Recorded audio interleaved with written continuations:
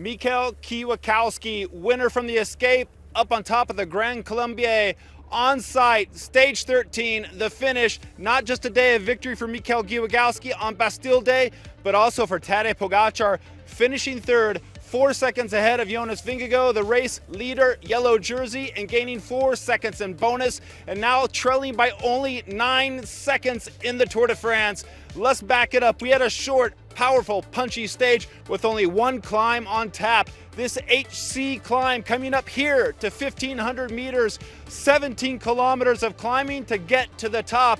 An escape form, 20 riders in the move. Some teams had dual, triple representation. EF Education Easy Post had Shaw, had Bettiol. Moorhitch was in there, as too was one of the other Bahrain victorious teammates and Canadian Hugo Hull. But moreover, it was Michal Kwiatkowski who would go on to fight for victory.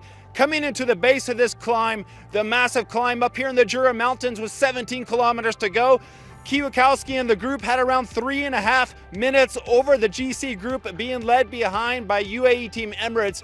The team was really taking it up today for Tadej Pogacar, and that included Felix Grossschartner, that included Rafael Majka, and it included the last man, Adam Yates, who won the first stage in this Tour de France in Bilbao and had the yellow jersey. So we saw on the climb the gap was coming down to the escapees, but we began to think that the lone escape rider at this point, Michal Kwiatkowski, could pull it off. Back behind at around 4 kilometers out, I think it showed 2 on the screen, Adam Yates from UAE Team Emirates went out on the hit.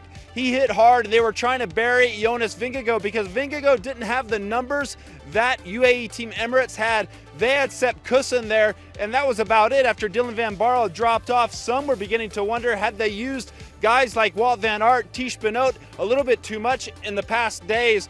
Well, Sepp Kuss said, hey, we'll just let him go. He was 4 minutes and 44 seconds down, 7th overall in the GC. But then 1 minute later, Jonas said, Sepp, chase him down. And Sepp got on the throttle and throttled up, caught Adam Yates, and they were back together as we were heading closer and closer to the finish line.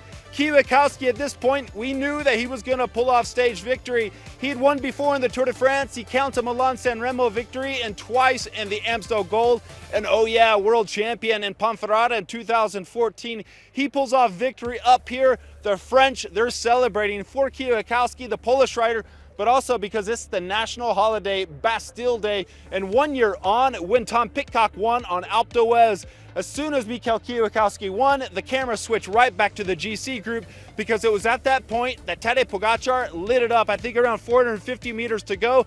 Jonas Vinegaard right on him, but at one point Jonas Vinegaard couldn't follow. A little bit of a gap open, and Jonas kept looking behind. But hey, Jonas, there's no one there to help you anymore. It's all up to you to do the work. He was following Tadej Pogacar, trying to keep him in check, trying to keep the yellow jersey in check. But in the end, Tadej finished third on the stage. Second went to the Belgian Maxime van Gils, who was also in the escape. Tadej gets third, gets the 4 seconds bonus, added to the 4-second gap that he had on Jonas at the finish line. It's now only 9 seconds back for Tadej Pogacar as we head to the next 2 days into the weekend. We got the stage to Morzine and the stage up to Saint Graver. So we're really going to have a strong fight on our hands. I spoke with James Shaw there at the finish line, the British rider from EF Education Easy Post. He was pleased with this ride, and he was quite surprised, as many were, that the escape was able to stay free.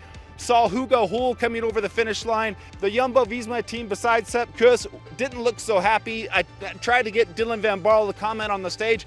He didn't want to talk about it. Sepp Kuss explained that things are okay. Don't worry, guys. Jonas is going to be quite happy with this situation. We have 2 tough mountain days to come, and Jonas enjoys these mountains. But as things going, as we've seen in the last 2 summit finishes before this one today, Cotteret and Puy de Dôme, Tadej Pogacar seems to have the upper hand. Up here on the top of the Grand Colombier, stage victory going to Michal Kwiatkowski, and Tadej Pogacar eating time into Jonas Vinegaard in the yellow jersey of the Tour de France.